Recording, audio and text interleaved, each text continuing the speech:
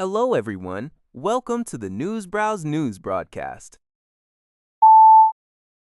Al Jazeera reports that Israeli strikes across southern Lebanon and the capital, Beirut, have resulted in the deaths of at least 14 people. This occurred a day after Israel threatened to attack Lebanon's main border crossing with Syria, leading to its closure. 4 people were killed in Beirut's southern suburbs, and 10, including a family of 6 and a Lebanese soldier, died in southern Lebanon.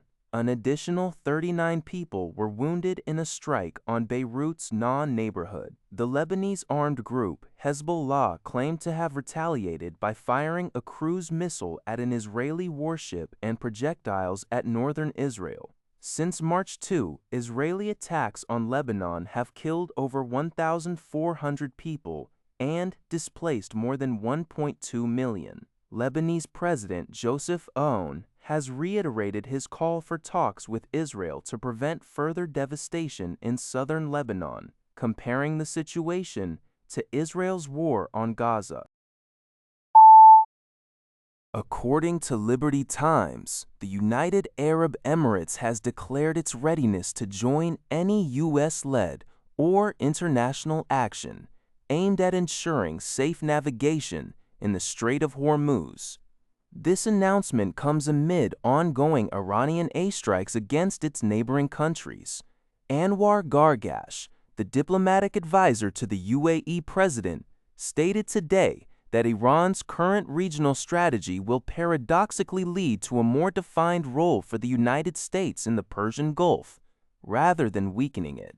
He further suggested that Israel's influence in the region would also increase significantly.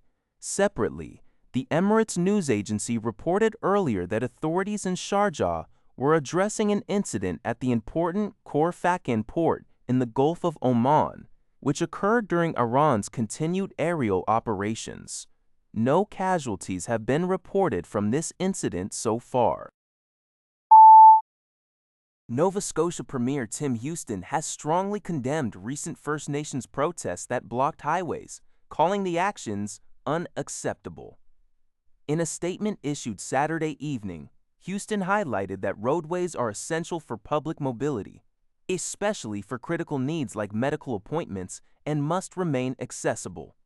The Canadian Press reports that these protests were initiated by members of the Potlatech First Nation last week, bringing traffic to a standstill following an RCMP raid on a community cannabis shop. Potlatech First Nation, while not providing a specific legal rationale in their Saturday news release, rejected the RCMP's characterization of the event as an illegal blockade, instead describing it as a powerful demonstration of unity and solidarity. The raid led to 2 arrests and the seizure of cannabis products, with RCMP officers reportedly leaving 7 vehicles behind that were recovered the following day.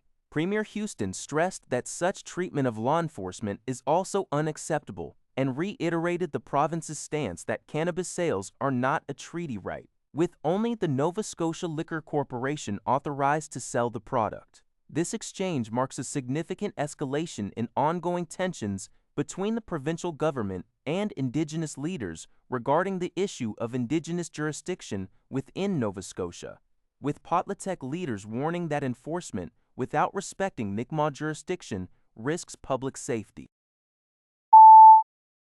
CBS News reports on the historic Artemis II lunar mission, which is set to push human beings farther from Earth than anyone has ever been. On Monday, the astronauts aboard the Artemis II spacecraft will loop around the moon's far side.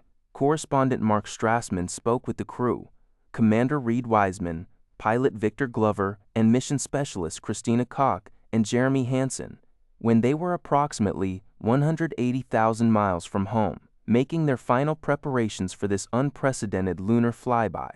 This mission marks a significant step in space exploration, showcasing advanced capabilities and human endeavor. That's all for this video. Thank you for watching. See you in the next video.